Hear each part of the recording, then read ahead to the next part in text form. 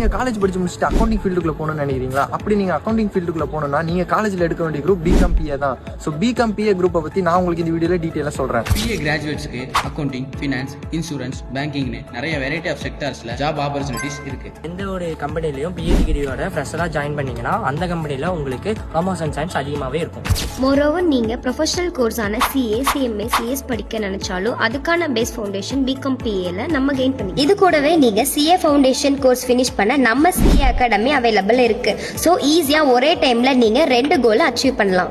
Tally, XL, SAP, GST மாதிரி working சாஃப்ட்வேரை படிக்கும் போது லேர்ன் பண்ணிக்கலாம். இதனால ஆஃப்டர் ஒர்க் ஸ்ட்ரகிள்ஸ் கம்மியாக இருக்கும். பிகாம் கோர்ஸ்லேயே அதிக அக்கௌண்டிங் பேப்பர் இருக்கிற கோர்ஸ் ப்ரொஃபஷனல் அக்கௌண்டிங் கோர்ஸ். இதை படிக்கிறதுனால அக்கௌண்டிங்லாம் நம்மளுக்கு ஸ்ட்ராங் நாலேஜ் கண்டிப்பாக கிடைக்கும்.